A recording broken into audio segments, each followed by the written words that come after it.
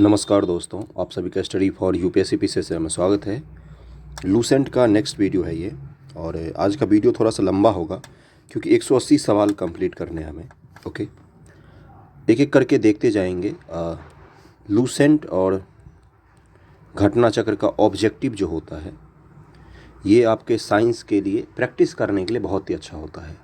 ऐसी कोई गारंटी नहीं होती है कि लूसेंट और घटना चक्र पढ़ के आप बीपीएससी टॉप कर जाएंगे, लेकिन ऑब्जेक्टिव को प्रैक्टिस करने के लिए सबसे सटीक बुक होता है। ये आपके एग्ज़ाम में बहुत ही ज़्यादा हेल्पफुल होगा। सीधे सीधे यहाँ से क्वेश्चन उठा के छेपे जाते हैं, मतलब कॉपी पेस्ट होता है बीपीएससी में या सभी स्टेट पीसीएस में, सभी में एग्ज़ाम में। बीएसएससी का अगर आप एग्ज़ाम दे रहे हैं, फिर अगर बीपीएससी देते हैं आप 68वीं, आपके पास बहुत कम समय रहेगा। तो इसलिए फुल टाइम जो लोग बीपीएससी की तैयारी करते हैं उनके लिए थोड़ा सा ये होता है कि बाकी एग्ज़ामों पर आप कंसंट्रेट ना करें। एक होता है प्रोसीजर होता है जो लोग तैयारी करते हैं। सिविल सर्विसेज का कोई भी एग्ज़ाम पार्ट टाइम नहीं होता है, उसको फुल टाइम देना पड़ता है। खैर, आपकी अपनी स्ट्रैटेजी होगी। मेरा काम है आपको कंप्लीट करा देना, सारे मटेरियल उपलब्ध करवा देना, मैं वो करवा रहा हूँ। शुरू करते हैं आज के पहले सवाल से। पहला सवाल है कि ऑक्सीकरण वैसी रासायनिक अभिक्रिया है जिसमें क्या होता है। पहले का आंसर क्या हो जाएगा? इसका आंसर हो जाएगा डी, यानी कि उपयुक्त सभी। इलेक्ट्रॉन का त्याग होता है, ऑक्सीजन का संयोग होता है, विद्युत धनात्मक समूह के अनुपात में वृद्धि होती है। जो बीपीएससी में जंग वाला क्वेश्चन पूछा गया था, जिसका गलत आंसर दिया गया है कि जंग लगने से, रस्टिंग से हमेशा वजन बढ़ता है, वहाँ पर वो गलत दिया हुआ है। जब ऑक्सीजन जुड़ता जाता है लोहे से तो उसका वजन ज़रूर बढ़ता है, लेकिन फिर उसका वजन जंग हटने के बाद एकदम से कम हो जाता है। तो पहले बढ़ेगा फिर डिक्रीज हो जाता है। तो उसका आंसर सबसे सटीक वही होना चाहिए था। अगर ऐसा नहीं होता तो कोई भी लोहा जो है वो अमृत जीवी हो जाता, कभी भी ख़त्म नहीं होता वो लोहा। हमेशा के लिए एक लोहा कोई यूज़ कर लेता तो जीवन भर और ज़्यादा मजबूत ही होता जाता। ये बीपीएससी का आंसर गलत दिया हुआ है, जिसके कारण बहुत सारे बच्चे सेलेक्ट हुए हैं, बहुत सारे रिजेक्ट हुए हैं। अवकरण वैसी रासायनिक अभिक्रिया है जिसमें क्या होता है। दूसरे का आंसर क्या हो जाएगा? इसका आंसर हो जाएगा डी, इलेक्ट्रॉन का ग्रहण होता है अवकरण में। इलेक्ट्रॉन त्यागने की प्रवृत्ति क्या कहलाती है? तीसरे का आंसर हो जाएगा ए, ऑक्सीकरण कहलाता है। इलेक्ट्रॉन त्यागने की प्रवृत्ति और ऑक्सीजन को लेने की प्रवृत्ति भी होती है। इलेक्ट्रॉन ग्रहण करने की प्रवृत्ति क्या कहलाती है? तो इसका आंसर हो जाएगा बी, अवकरण कहलाती है। विद्युत धनात्मक तत्वों से संयोग करने की क्रिया को क्या कहा जाता है? 5 का आंसर क्या हो जाएगा? बी, अवकरण कहा जाता है। ये साइंस का ऑब्जेक्टिव होता है। ऑब्जेक्टिव याद करना थोड़ा सा आसान होता है। लूसेंट वन लाइनर फैक्ट पढ़ना मुश्किल होता है। साइंस पढ़ना हो तो 6 से 11 तक के एनसीईआरटी को पढ़िए। सारे क्वेश्चन बीपीएससी में या किसी भी स्टेट पीसीएस यूपीएससी तक में वहीं से उठा के आते हैं। तो अगर आपको साइंस पढ़ना हो, पढ़ने के लिए जिनको 69 या 70 बीपीएससी जो टारगेट कर रहे हैं, तो आप 6 to 11 के एनसीईआरटी पढ़ के नोट्स बनाइए, बहुत मदद मिलेगा आपको। अगले सवाल पर चलते हैं कि विद्युत ऋणात्मक तत्वों या समूहों से संयोग करने की क्रिया क्या कहलाती है। छठे का आंसर हो जाएगा ए, ऑक्सीकरण कहलाता है। ऑक्सीकरण अभिक्रिया में विद्युत ऋणात्मक तत्व अथवा समूह के अनुपात में क्या हो जाता है? तो 7 का आंसर हो जाएगा वृद्धि हो जाता है। ऑक्सीकरण वह प्रक्रिया है जिसमें तत्वों की संयोजकता क्या होती है? तो 8 का आंसर हो जाएगा बी, बढ़ जाती है, तत्वों की संयोजकता बढ़ जाती है। अगला सवाल है कि ऑक्सीकरण अवकरण अभिक्रिया में क्या होता है? तो 9 का आंसर क्या हो जाएगा? इसका आंसर हो जाएगा बी, परमाणु के संयोजी इलेक्ट्रॉन भाग लेते हैं ऑक्सीकरण अवकरण की प्रक्रिया में। इसका इंग्लिश क्या होता है यहाँ पर दिखा देता हूँ। ऑक्सीडेशन एंड रिडक्शन कहा जाता है। आपने पढ़ा होगा, केमिस्ट्री का बहुत इंपॉर्टेंट टॉपिक है ये। ओके, 10वें सवाल पर चलते हैं कि किसी भी अभिक्रिया में ऑक्सीकरण अवकरण क्या होते हैं। तो 10 का आंसर क्या हो जाएगा? बी, एक साथ होते हैं ये दोनों अभिक्रिया। निम्नलिखित में से कौन ऑक्सीकारक एवं अवकारक दोनों होते हैं? तो 11 का आंसर क्या हो जाएगा? H2O2 जो होता है ये ऑक्सीकारक भी है और अवकारक भी होता है। निम्नलिखित में कौन सा पदार्थ ऑक्सीकारक तथा अवकारक दोनों की तरह प्रस्तुत किया जा सकता है? तो 12 का आंसर हो जाएगा सोडियम नाइट्रेट जो होता है वो ऑक्सीकारक और अवकारक दोनों की तरह प्रयुक्त किया जा सकता है। 2 से 3 बार जब आप वीडियो को देखेंगे तो आपको याद हो जाएगा चीज़ें। अगर आप आर्ट्स बैकग्राउंड से हैं तो आपके पास एक ही ऑप्शन है कि समझ में नहीं आ रहा तो याद कर लीजिए, क्योंकि एग्ज़ाम पास करना है आपको। हाइड्रोजन के जलने से संबद्ध प्रक्रिया कौन सा होता है? जब हाइड्रोजन जलता है तो उस प्रक्रिया को कहा जाता है ऑक्सीकरण। 13 का आंसर सी हो जाएगा। लोहे पर जंग लगना किसका उदाहरण है? आ गया ना ये क्वेश्चन। 14 का आंसर क्या हो जाएगा? ऑक्सीकरण का उदाहरण है। इसी को थोड़ा सा अप लेवल बढ़ा के उसने पूछा था, जंग लगने पर वजन घटता है का मतलब, वो भी 10 बार पूछ चुका है। Fe++ मतलब आयरन जो होता है, और Fe++ में रूपांतरण की प्रक्रिया क्या कहलाती है? प्लस से एक प्लस और की वृद्धि हो रही है, तो 15 का आंसर क्या हो जाएगा? ऑक्सीकरण कहलाती है ये प्रक्रिया। किसमें क्लोरीन की ऑक्सीकरण अवस्था +1 है? तो 16 का आंसर क्या हो जाएगा? 16 का आंसर हो जाएगा हाइड्रोफ्लोरस अम्ल जो होता है, इसमें क्लोरीन की ऑक्सीकरण की अवस्था +1 के रूप में मौजूद होता है। ऑक्सीजन की धनात्मक पॉजिटिव ऑक्सीकरण संख्या होती है केवल किस चीज़ में होती है? तो 17 का आंसर हो जाएगा OF2 में ऑक्सीजन की धनात्मक ऑक्सीकरण संख्या होती है। जहाँ पर न्यूमेरिकल आएगा तो उसको हम स्किप करेंगे क्योंकि न्यूमेरिकल हमारे काम की चीज़ नहीं है। K2MnO4 में Mn की उपापचयन यानी कि ऑक्सीडेशन स्टेट क्या है? Mn की पूछ रहा है आपसे, तो 18 का आंसर हो जाएगा D। +6 है Mn की उपापचयन क्षमता। K2Cr2O7 में Cr की ऑक्सीकरण क्षमता कितनी है? तो 19 का आंसर क्या हो जाएगा? +6 है Cr की ऑक्सीडेशन क्षमता। अगला सवाल है कि निम्नलिखित रासायनिक तत्वों में से किस एक तत्व की अपने सभी यौगिकों में ऑक्सीकरण अवस्था समान होती है? तो 23 का आंसर क्या हो जाएगा? इसका आंसर हो जाएगा यहाँ पर बी। फ्लोरीन की जो होती है वो सभी यौगिकों में ऑक्सीकरण की अवस्था समान होती है। फ्लोरीन को जरूर ध्यान में रखना, VBI सवाल है इस तरह के कि निम्नलिखित रासायनिक तत्वों में से किस एक तत्व की अपने सभी यौगिक में, जो भी यौगिक वो बनाता है उसमें ऑक्सीकरण अवस्था समान होती है हमेशा, वो है फ्लोरीन की।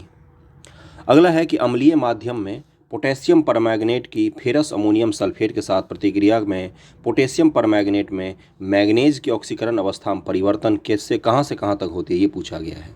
24 का आंसर क्या हो जाएगा? ये थोड़ा सा कॉम्प्लेक्स होता है, यहाँ पर समझाना मुश्किल होता है। C हो जाएगा, +7 से +2 तक इसका ऑक्सीकरण अवस्था परिवर्तित होता रहता है। अगला सवाल है कि ऑक्सीकारक एक पदार्थ है जिसमें क्या होता है? तो 32 का आंसर क्या हो जाएगा? इसका आंसर हो जाएगा कि इसमें एक दिए गए पदार्थ में मूल तत्व के ऑक्सीकारक अंग को बढ़ाता है। हमने न्यूमेरिकल का पार्ट जो है उसको स्किप किया है। मेन रूप से थ्योरेटिकल से ही पूछा जाता है ऑक्सीडेशन और रिडक्शन से, यही मुख्य रूप से होता है, इसको 2-3 बार आपको दोहराना है। ऑक्सीकारक एक पदार्थ होते हैं जिसमें क्या होता है? एक दिए गए पदार्थ में मूल तत्व के ऑक्सीकरण अंक को बढ़ाता है, यही ऑक्सीकारक पदार्थ करता है। उपचयन यानी कि ऑक्सीकरण में क्या होता है? किसी पदार्थ में हाइड्रोजन भी स्थापित होता है, किसी पदार्थ में धन विद्युत तत्व जोड़ा जाता है, या धन विश्रुतित तत्व का अनुपात बढ़ जाता है। तो 33 का आंसर क्या हो जाएगा? इसका आंसर हो जाएगा केवल 1 सही है, केवल 1 सही होगा इसका। इस तरह के सवाल आपसे पूछे जाएंगे क्योंकि नेगेटिव मार्किंग बढ़ रहा है धीरे धीरे BPSC में। अगला सवाल है कि उपचयन और अपचयन से संबंधित निम्नलिखित कथनों में से कौन से सही हैं? तो इसमें से देखते हैं कौन कौन से 4 कथन दिए हुए हैं, इस 4 में से हमें सही करना है। पहला है उपचयन में इलेक्ट्रॉन का ह्रास होता है, जबकि अपचयन में इलेक्ट्रॉन की उपलब्धि होती है, ये या प्राप्ति होती है, ये लिखा हुआ है, बहुत ही खराब हिंदी है। तो पहला तो बिल्कुल सही है, उपचयन में इलेक्ट्रॉन की लब्धि होती है, ये तो दूसरा गलत, पहला सही हो जाएगा, दूसरा गलत हो जाएगा। उपापचयन उपचायक उपचायांक को घटाता है, ये भी गलत हो जाएगा, पिछले ही हमने क्वेश्चन में किया है। चौथा है कि उपचायक उपचायांक को बढ़ाता है किंतु अपचायक उपचायांक को घटाता है, तो चौथा भी सही हो जाएगा। तो 34 का आंसर क्या होना चाहिए? 1 और 4 होना चाहिए, डी होना चाहिए, 34 का डी हो जाएगा। 35 है कि निम्नलिखित में सबसे प्रबल ऑक्सीकारक एजेंट क्या है? तो 35 का आंसर क्या हो जाएगा? सी, फ्लोरीन है जो है वो सबसे प्रबल ऑक्सीकारक एजेंट होता है। अभिक्रिया ZnO+C से Zn+CO बन में C निम्नलिखित में से किस एक के रूप में कार्य करता है? तो 36 का आंसर क्या हो जाएगा? अपचायक के रूप में काम करता है कार्बन यहाँ पर। अगला है अम्ल, भस्म और लवण, एसिड, बेस और सॉल्ट जो होते हैं, इससे बहुत ज़्यादा सवाल पूछे जाते हैं। अब इससे जुड़े हुए सवालों को हम लोग कर लेते हैं। पहला है अम्ल वह पदार्थ है जो क्या करता है? पहले का आंसर क्या हो जाएगा? प्रोटॉन देता है, इस चीज़ का ध्यान रखना, एसिड। भस्म वह पदार्थ है जो क्या करता है? तो दूसरे का आंसर क्या हो जाएगा? बी, प्रोटॉन का ग्रहण करता है भस्म। अम्ल व भस्मों की अभिक्रिया के फलस्वरूप बने पदार्थ को क्या कहा जाता है? तो तीसरे का आंसर हो जाएगा बी, यानी कि लवण कहा जाता है। जैसे HCl है प्लस NaOH, इसको मिला के क्या बनता है? NaCl बन जाता है और H2O रिलीज होता है हमेशा। तो इसी प्रकार से Na की जगह सोडियम की जगह मैग्नीशियम का भी सॉल्ट हो सकता था, तो मैग्नीशियम का भी बेस हो सकता था। कोई भी एसिड और बेस को जब हम मिलाते हैं तो सॉल्ट मिलता है, हमें नमक मिलता है, नमक खाने योग्य ही नहीं, अलग अलग सॉल्ट भी हो सकते हैं, और जल की प्राप्ति होती है। उदासीनीकरण क्रिया में बनता है, क्या बनता है? तो चौथे का आंसर क्या हो जाएगा? डी हो जाएगा, यानी कि लवण व जल बनता है उदासीनीकरण प्रक्रिया में। पाँचवा है अम्ल और भस्म के परीक्षण के लिए किसका उपयोग किया जाता है? तो लिटमस पत्र का प्रयोग किया जाता है। 5 का आंसर ए हो जाएगा। और ये किसका बना होता है? तो लाइकेन एक पदार्थ होती है जिसका बना होता है लिटमस पत्र। लाल लिटमस पत्र पर जब आप लिटमस पत्र लोगे नीला, उस पर एसिड डालोगे तो लाल हो जाता है। इसको याद रखने का तरीका क्या है? एसिड डालने पर कोई चीज़ जल जाता है, यानी कि लाल हो जाता है। इस तरह से आप याद रख सकते हैं। नीले लिटमस पत्र को लाल कर देता है, कौन सा चीज़ कर देता है लाल? तो छठे का आंसर क्या हो जाएगा? अम्ल। नीला लिटमस ले लिया आपने, उस पर आप एसिड डालेंगे तो वो लाल हो जाएगा। लाल लिटमस पत्र को नीला कर देता है, तो अब इस पर क्या डालेंगे हम? तो 7 का आंसर हो जाएगा बी, यानी कि बेस डालेंगे तो लाल जो है वो नीला हो जाएगा। जल में घुलनशील भस्म यानी बेस को क्या कहा जाता है? तो 8 का आंसर हो जाएगा बी, क्षार कहा जाता है उसको। जो जल में घुलनशील होते हैं बेस, उनको क्षार कहा जाता है। निम्न से कौन सा कथन सही है? तो 9 का आंसर क्या हो जाएगा? सभी सही हैं। क्षार में साबुन जैसी चिकनाहट होती है। साबुन जो होता है वो बेस का बहुत ही अच्छा एग्जाम्पल होता है। ओके, जब कोई मधुमक्खी काटती है तो वहाँ पर क्या लग जाता है, या कोई चींटी काटती है, एसिड के कारण आपको जलन होती है। तो वहाँ पर अगर आप साबुन को लगाएंगे, बेस होता है, तो उससे आपको आराम मिल सकता है। तो 9 का आंसर क्या हो जाएगा? डी होगा। क्षार में साबुन जैसी चिकनाहट होती है। क्षार लाल लिटमस को नीला कर देती है। सभी क्षार भस्म होते हैं, किंतु सभी भस्म क्षार नहीं होते हैं। वही भस्म क्षार होते हैं जो पानी में घुलनशील होते हैं। सभी अम्ल जल में घुलकर क्या प्रदान करते हैं? 10 का आंसर क्या हो जाएगा? इसका आंसर हो जाएगा बी, हाइड्रोजन प्लस आयन प्रदान करते हैं। भस्मों का स्वाद होता है, तो 11 का आंसर क्या हो जाएगा? ए, खारा होता है भस्मों का स्वाद। भस्मों के जलीय घोल में कौन सा आयन होता है?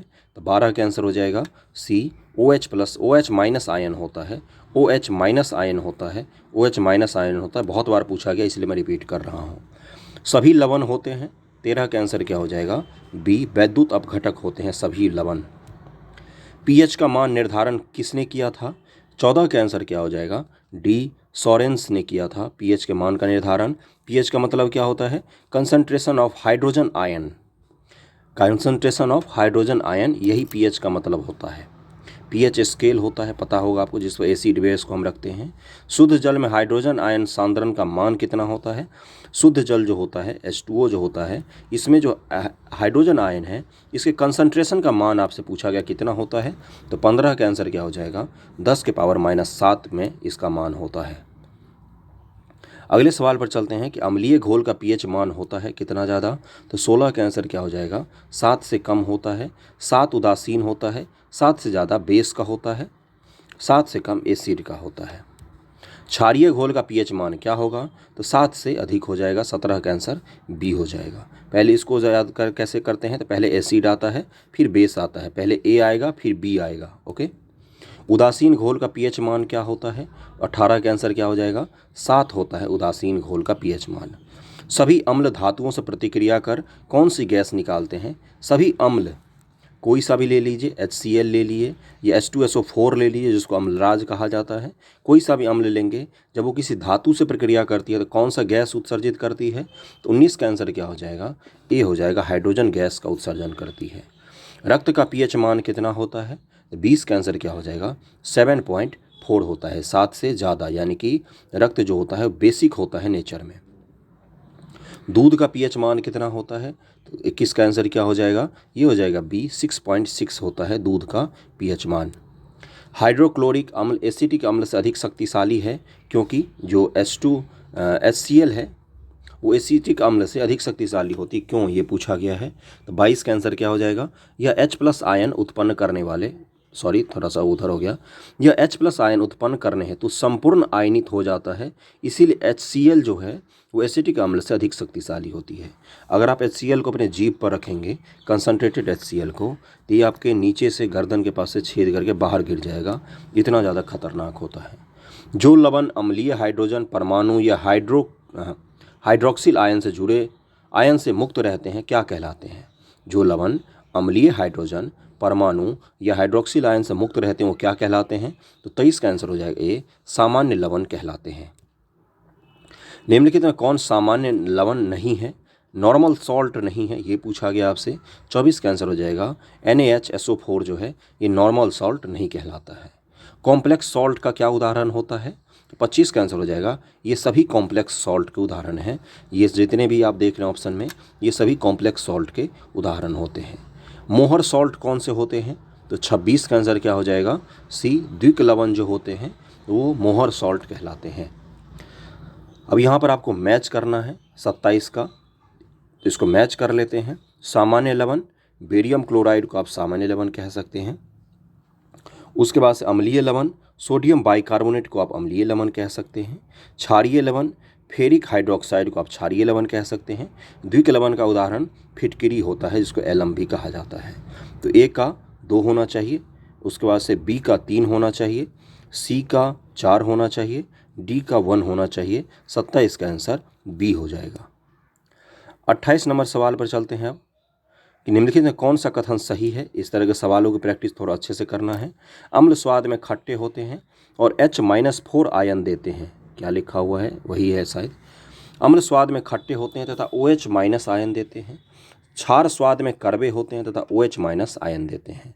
तो 28 का आंसर क्या हो जाएगा? इसका आंसर हो जाएगा ए। 1 और 3 ही सही हो सकता है।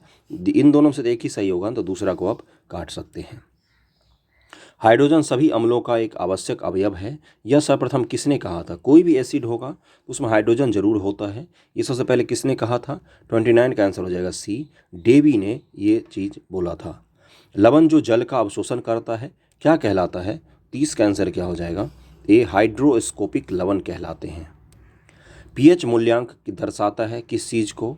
तो 31 का आंसर क्या हो जाएगा? ये किसी घोल के अम्लीय क्षारीय होने के मूल्यांक को दर्शाता है। अगर इससे भी डीप में जाके पूछे तो हाइड्रोजन प्लस आयन का कितना ज़्यादा सांद्रण है या कंसंट्रेशन है, इसी को दर्शाती है पीएच का जो स्केल होता है वो। अमोनियम क्लोराइड का जलीय विलयन होता है। तो 32 का आंसर क्या हो जाएगा? बी। क्षारीय होता है अमोनियम क्लोराइड का जलीय विलयन। इसका PDF आपको टेलीग्राम चैनल पर मिल जाएगा, इसका लिंक दिया हुआ रहता है डिस्क्रिप्शन में। निम्नलिखित में कौन अम्लीय लवण है? तो 33 का आंसर क्या हो जाएगा? डी। H2CO2 जो है ये अम्लीय लवण होता है। निम्न से किस लवण का जलीय विलयन लाल लिटमस को नीला कर देगा? तो इस मतलब कि एसिड होना चाहिए जो नीला कर, नहीं बेस होना चाहिए जो क्या करेगा? लाल को नीला करना है, तो बेसिक होना चाहिए नेचर में हो। तो ये हो जाएगा Na2CO3 जो है ये लाल लिटमस को नीला कर देगा। जलीय विलयन की अम्लता का परीक्षण के लिए कौन सा उपकरण प्रयुक्त किया जाता है? तो 35 का आंसर क्या हो जाएगा? इसका आंसर हो जाएगा सी। पीएच मीटर का उपयोग किया जाता है। मनुष्य के खून का पीएच पर कितना ज़्यादा होता है? तो 36 का आंसर क्या हो जाएगा? अभी हमने बताया था कम क्षारीय होता है, 7.4 होता है मनुष्य के रक्त का। शुद्ध जल का पीएच कितना होता है? 37 का आंसर हो जाएगा सी। उस जल जो होती है वो उदासीन भी कहलाती है। क्यों कहलाती है? क्योंकि उसका पीएच मान 7 होता है, ठीक बीच में। शून्य के बराबर पीएच वाला विलयन होता है। शून्य जिसका होगा वो क्या होगा? 38 का हो जाएगा अत्यधिक अम्लीय विलयन होगा, खतरनाक एसिड होगा वो। निम्नलिखित किस अभिक्रिया से अघुलनशील लवण बनते हैं? अघुलनशील लवण बनते हैं। तो 39 का आंसर हो जाएगा अवक्षेपण अभिक्रिया से अघुलनशील लवण बनते हैं। अगले सवाल पर चलते हैं। गैसों के सामान्य गुण, प्रॉपर्टीज ऑफ गैस हैं, यहाँ शुरू करते हैं। इसमें भी करीब में 29 सवाल हैं। निश्चित ताप पर किसी गैस के दिए हुए द्रव्यमान का दाब उसके आयतन के प्रतिलोमानुपाती होता है। यह नियम किसने दिया था? निश्चित ताप पर टेम्परेचर फिक्स है, द्रव्यमान का दाब उसके आयतन के प्रतिलोम में होता है। रिवर्स क्या बोलते हैं उसको कि रिवर्स संबंध जो होते हैं, व्युत्क्रमानुपाती संबंध जो होता है उसी को पूछा गया है। पहले का आंसर क्या हो जाएगा? ये बॉयल का नियम है, पहले का बी आंसर हो जाएगा। दिए हुए ताप पर गैस की एक निश्चित मात्रा के लिए दाब घनत्व का मान नियत रहता है। यह निष्कर्ष किस नियम से निकलता है? तो दूसरे का आंसर हो जाएगा, इसका भी हो जाएगा बॉयल के नियम से ही यह निष्कर्ष निकाला जाता है। स्थिर ताप पर किसी गैस का आयतन कम करने पर उसका दाब क्या हो जाएगा? स्थिर ताप है, टेम्परेचर फिक्स है, उसका आयतन हम कम कर रहे हैं तो उसका दाब पर क्या प्रभाव पड़ेगा? तीसरे का आंसर क्या हो जाएगा? बढ़ जाएगा। सोचो कि एक गैस पहले इतने बड़े सिलेंडर में भरा हुआ था, अब उसको इतने बड़े सिलेंडर में भर रहे हैं, तो गैस का दबाव जो होगा, प्रेशर जो होगा वो तो ऑटोमेटिक इंक्रीज कर जाएगा। स्थिर दाब पर गैस का आयतन परम ताप के समानुपाती होता है, यह क्या कहलाता है? तो चौथे का आंसर क्या हो जाएगा? ए चार्ल्स का नियम कहलाता है। अगला सवाल है कि समान ताप और दाब पर गैसों के समान आयतनों में अणुओं की संख्या समान होती है, यह किस नियम के अनुसार है? 5 का आंसर क्या हो जाएगा? डी एवोगैड्रो की परिकल्पना थी। एवोगैड्रो नंबर भी पढ़ा होगा आपने केमिस्ट्री में। तो एवोगैड्रो की परिकल्पना यही थी कि समान ताप और दाब पर गैस के समान आयतनों में अणुओं की संख्या समान होती है। स्थिर ताप पर किसी गैस का दाब तिगुना होने पर उसका आयतन हो जाएगा, क्या हो जाएगा? स्थिर ताप पर किसी गैस का दाब जो प्रेशर है उसको हमने तिगुना कर दिया तो उसका आयतन क्या हो जाएगा? छठे का आंसर हो जाएगा ए तिहाई हो जाएगा। इसका आंसर ए होगा। एनटीपी पर 22 ग्राम CO2 का आयतन कितना होगा? 7 का आंसर हो जाएगा 22.4 लीटर हो जाएगा। गैसों के विसरण का नियम किसने प्रतिपादित किया था? 8 का आंसर क्या हो जाएगा? डी ग्राहम ने दिया था गैसों के विसरण का नियम। एक गैस के विसरण की दर क्या होती है? तो 9 का आंसर क्या हो जाएगा? यहाँ पर देख लेते हैं, डी दिया हुआ है, यानी कि अनुभार के वर्गमूल के व्युत्क्रमानुपाती होती है। रूट निकालेंगे अनुभार का और उसको डिवाइड कर देंगे तो यही होता है गैसों के अनुभार क्या दिया हुआ था? विसरण का दर जो होता है वो यही होता है, अनुभार के वर्गमूल के व्युत्क्रमानुपाती होती है। निश्चित ताप और दाब पर विभिन्न गैस के विसरण के आपेक्षिक वेग उनके घनत्व के वर्गमूल के विपरीत अनुपात में होते हैं। यह नियम किसका है? ऊपर वाला नियम ही पूछा गया है। 10 का आंसर क्या हो जाएगा? यहाँ पर दिया हुआ है ग्राहम का नियम है ये। गैसों के विसरण दर और उनके घनत्व में कौन सा सही संबंध होता है? तो 11 का आंसर क्या हो जाएगा? ये हो जाएगा R1/R2 इक्वल टू √D2/D1। यही होता है गैसों के विसरण दर और उनके घनत्व डेंसिटी के मध्य संबंध जो होता है। वायु से हल्की गैस कौन सी होती है? तो 12 का आंसर क्या हो जाएगा? कौन सी गैस होती है? तो ये अमोनिया गैस होती है। 12 का बी आंसर हो जाएगा। 13 है कि वास्तविक गैस किन परिस्थितियों में आदर्श गैस सा व्यवहार करती है? आइडियल वाला आपने सुना होगा, PV = nRT का इक्वेशन जो पढ़ा होगा बचपन में, कभी याद होगा। तो 13 का आंसर क्या हो जाएगा? इसका आंसर हो जाएगा बी, निम्न दाब और उच्च ताप पर वास्तविक गैस इन परिस्थितियों में आदर्श गैस के समान व्यवहार करती है। प्रेशर जो है वो कम होना चाहिए, टेम्परेचर जो है वो हाई होना चाहिए। किसी कमरे के एक कोने में इत्र की खुली शीशी रख देने से उसकी खुशबू कमरे में सभी भाग में फैल जाती है, ऐसा किस कारण से होता है? इत्र के इसी तरह के सवाल पूछे जाते हैं एप्लीकेशन बेस्ड। इत्र की खुशबू क्यों फैल जाती है रूम भर में अगर सिर्फ बोतल हम खोल के छोड़ दें तो? 14 का आंसर क्या हो जाएगा? सी, विसरण के कारण से ऐसा होता है। घनत्वों में अंतर रहते हुए भी गैस के पृथ्वी के गुरुत्वाकर्षण बल के विरुद्ध परस्पर घुल मिल जाने की स्वाभाविक प्रक्रिया को क्या कहा जाता है? तो 15 का आंसर हो जाएगा गैसों का विसरण कहलाता है ये। एक गैस का वाष्प घनत्व 14 है तो उसका अनुभार कितना होगा? तो 16 का आंसर क्या हो जाएगा? सी, 28 होगा। किसी गैस का अनुभार उसके वाष्प घनत्व का कितना होता है? तो 17 का आंसर क्या हो जाएगा? ए, 2 गुना होता है। गैसों के विसरण का नियम का उपयोग होता है। तो 18 का आंसर क्या हो जाएगा? यहाँ पर दिया हुआ गैसों के विसरण का नियम कब उपयोग किया जाता है? इनमें से सभी होगा। गैसों के मिश्रण को अलग अलग करने के लिए भी विसरण के नियम का उपयोग किया जाता है और गैसों के वाष्प घनत्व के निर्धारण में भी किया जाता है। समस्थानिकों को भी अलग करने में गैसों के विसरण के नियम का उपयोग किया जाता है। आपसे स्टेटमेंट में भी ये तीनों देके पूछ सकता है, इसलिए तीनों को ध्यानपूर्वक याद रखना है। CO2 के विसरण की गति हवा की अपेक्षा कम होती है क्योंकि यह हवा से क्या होती है? तो 19 का आंसर हो जाएगा बी, भारी होती है CO2 की विसरण, इसीलिए CO2 की विसरण गति होती है हवा की अपेक्षा कम होती है। कार्बन डाइऑक्साइड के विसरण की गति। गैस के विसरण हेतु आवश्यक शर्त है कि उनके बीच रासायनिक अभिक्रिया क्या हो? तो 20 का आंसर क्या हो जाएगा? बी, संभव ना हो, तभी उनका विसरण संभव हो सकता है। ऑक्सीजन व हाइड्रोजन गैस के विसरण की दर का अनुपात कितना है? 21 का आंसर क्या हो जाएगा? ए हो जाएगा 1:4 है ऑक्सीजन और हाइड्रोजन गैस के विसरण का अनुपात। ताप और दबाव के समान अवस्थाओं में विभिन्न गैस के समान आयतन में किसकी संख्या समान होती है? तो 22 के आंसर क्या हो जाएगा? ऊपर ही पढ़ा था एवोगैड्रो वाला, अणुओं की संख्या समान होती है। गैसीय समीकरण PV = nRT में R किस चीज़ को सूचित करता है? 23 का आंसर क्या हो जाएगा? 1 मोल गैस को सूचित करता है R। निम्नलिखित में कौन सा नियम गैसों से संबंधित नहीं है? तो 24 का आंसर क्या हो जाएगा?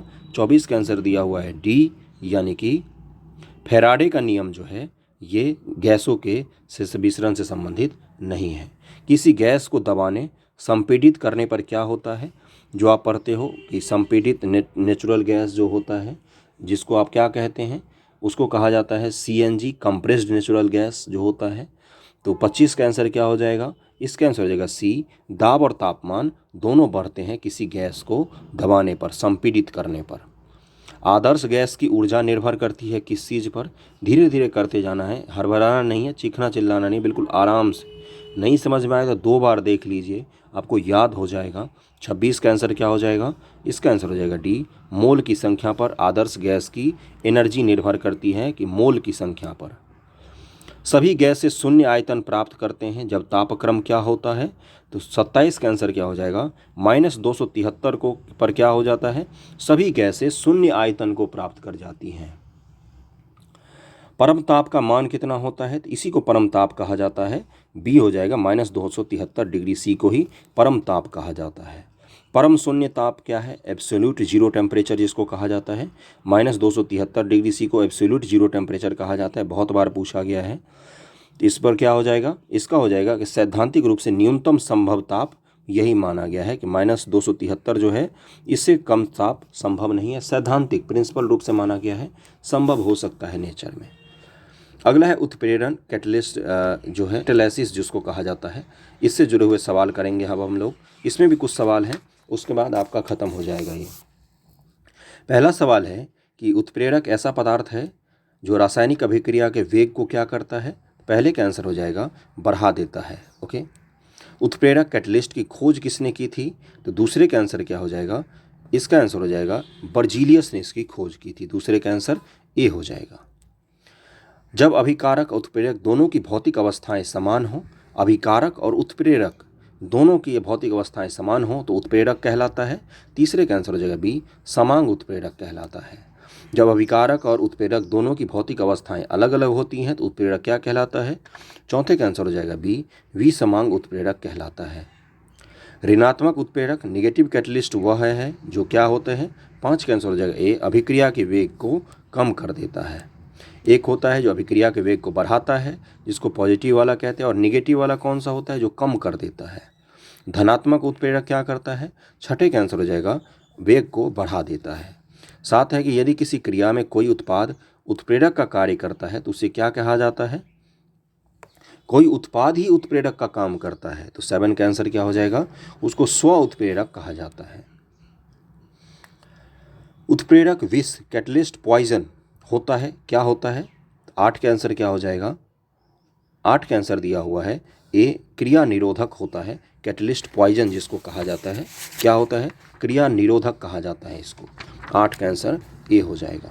9 नंबर है कि उत्प्रेरक विष किस प्रकार कार्य करता है? तो 9 का आंसर हो जाएगा बी, उत्प्रेरक सतह पर मुक्त संयोजकताओं से संयोग करके जो उत्प्रेरक विष होता है वो कार्य करता है। प्रमोटर कार्य करता है, वर्धक जिसको कहा जाता है, किस काम के लिए यूज होता है ये? तो ये यूज होता है उत्प्रेरक की सतह अधिक असम बनाकर उस पर अभिक्रिया करवाता है। 10 का आंसर बी हो जाएगा। जैविक उत्प्रेरक बायो कैटलिस्ट कौन से होते हैं इनमें से? तो 11 का आंसर क्या हो जाएगा? एंजाइम, जो आपके पेट में बहुत सारे एंजाइम निकलते हैं वो क्या करते हैं? पाचन में मदद करते हैं, पाचन शक्ति को बढ़ा देते हैं। ओके, इस चीज़ का ध्यान रखना है आपको। सल्फ्यूरिक अम्ल के निर्माण की संपर्क विधि में पीटी उत्प्रेरक के लिए कौन सा पदार्थ विष का कार्य करता है? तो 12 का आंसर क्या हो जाएगा? आर्सेनिक सल्फाइड जो होता है ये विष का कार्य करता है। निम्न से किस प्रकार के तत्व उत्तम उत्प्रेरक सिद्ध होते हैं? तो 13 का आंसर क्या हो जाएगा? ये संक्रमण तत्व हैं जो उत्तम उत्प्रेरक सिद्ध होते हैं। तेलों के हाइड्रोजनीकरण में प्रयुक्त उत्प्रेरक कौन से होते हैं? 14 का आंसर क्या हो जाएगा? बी, यानी कि निकेल जो होते हैं वो हाइड्रोजनीकरण में प्रयुक्त उत्प्रेरक होते हैं। वेरी वेरी इंपॉर्टेंट, जरूर ध्यान में रखना। सीसा कक्ष प्रक्रम में उत्प्रेरक के रूप में क्या प्रयुक्त होता है? शीश कक्ष प्रक्रम में पूछा गया है। तो 15 का आंसर क्या हो जाएगा? नाइट्रोजन के ऑक्साइड का यूज किया जाता है। 16 है, निम्न से कौन सा पदार्थ अमोनिया के हैबर विधि में आयरन उत्प्रेरक के लिए निरोधक का काम करता है? तो 16 का आंसर क्या हो जाएगा? डी, CO जो होता है कार्बन मोनोऑक्साइड, उसका यूज किया जाता है। कौन सा एंजाइम ग्लूकोज को एल्कोहल में परिवर्तित करता है? 17 का आंसर क्या हो जाएगा, ये होता है जाइमेज, जो ग्लूकोज को एल्कोहल में परिवर्तित करता है। वेरी वेरी इंपॉर्टेंट, बहुत बार पूछा गया है। जब पोटेशियम क्लोरेट को गर्म किया जाता है तो पोटेशियम क्लोराइड वो ऑक्सीजन में विघटित हो जाता है। जब मैग्नीशियम डाइऑक्साइड इसमें मिलाया जाता है तो अभिक्रिया तेज हो जाती है। इसका कारण क्या होता है, 18 का आंसर हो जाएगा डी, मैग्नीज डाइऑक्साइड उत्प्रेरक कार्य करता है यहाँ पर। सल्फ्यूरिक अम्ल बनाने की संपर्क विधि में उत्प्रेरक के रूप में क्या प्रयुक्त होता है, तो 19 का आंसर हो जाएगा बी, प्लेटिनम का चूर्ण जो है उसका यूज किया जाता है सल्फ्यूरिक अम्ल बनाने की विधि में। वेरी वेरी इंपॉर्टेंट, जरूर ध्यान में रखना। 20 है क्लोरीन गैस बनाने की डिकिन विधि में उत्प्रेरक के रूप में क्या प्रयुक्त होता है, वीवीआई है। इस तरह के सवाल खूब पूछे जाते हैं, तो 20 का आंसर हो जाएगा सी, क्यूप्रिक क्लोराइड जो होता है इसका यूज किया जाता है क्लोरीन गैस बनाने के डिकन विधि में। अमोनिया उत्पादन की हैबर विधि में उत्प्रेरक वर्धक के रूप में कार्य करता है, तो 21 का आंसर हो जाएगा डी, मोलिब्डेनम जो है ये अमोनिया बनाने की हैबर विधि में काम आता है। हैबर अलग अलग विधि होती है बनाने की अमोनिया की। संपर्क विधि में गंधकाम्ल यानी कि H2SO4 के निर्माण में प्रयुक्त उत्प्रेरक कौन सा होता है, तो 22 का आंसर क्या हो जाएगा, ये होता है इसमें V2O5 यूज किया जाता है इसको बनाने में। किस प्रक्रम में वेनिडम और पेंटाक्साइड को एक उत्प्रेरक रूप में उपयोग किया जाता है, तो 23 का आंसर क्या हो जाएगा, संस्पर्श प्रक्रम में इनको यूज किया जाता है। रासायनिक अभिक्रिया में उत्प्रेरक की भूमिका है बदलना, किस चीज़ को बदलना, 24 का आंसर हो जाएगा संक्रियन ऊर्जा को बदलना, यही होता है कैटलिस्ट का मुख्य काम। उत्प्रेरक के संबंध में निम्न कौन सा कथन सही है, 25 का आंसर हो जाएगा बी, 1 और 3 सही हैं। यह प्रक्रिया के दर को बढ़ाता है, यह संक्रियन ऊर्जा घटाता है। इसको जरूर ध्यान में रखना। यहाँ तक ये आपके कंप्लीट हो गए। अब अगला जो है ईंधन, इसको हम नेक्स्ट वीडियो में करेंगे। 180 क्वेश्चन नहीं कंप्लीट कर पाए हम करीब में आज कंप्लीट किए हैं 140 के करीब में सवाल। इसको बार बार देखिए, इस वीडियो को आपको याद हो जाएगा। बहुत ही अच्छे सवाल हैं, और जो न्यूमेरिकल को मैंने स्किप किया है वो आपको PDF में मिल जाएगा, आप उसको वहाँ से कर सकते हैं। ओके, वीडियो को शेयर ज़रूर करना जहाँ तक हो सके, तैयारी ढंग से करना। 12 फरवरी को ही आपका एग्ज़ाम होगा, क्योंकि मेंस जो है वो दिसंबर में ही हो रहा है। मेंस का डेट अगर आगे नहीं गया है तो प्री का भी डेट जो 68वीं का है वो भी आगे नहीं जाएगा, इसलिए ध्यानपूर्वक तैयारी करो, होगा सिलेक्शन ज़रूर। Okay, thank you.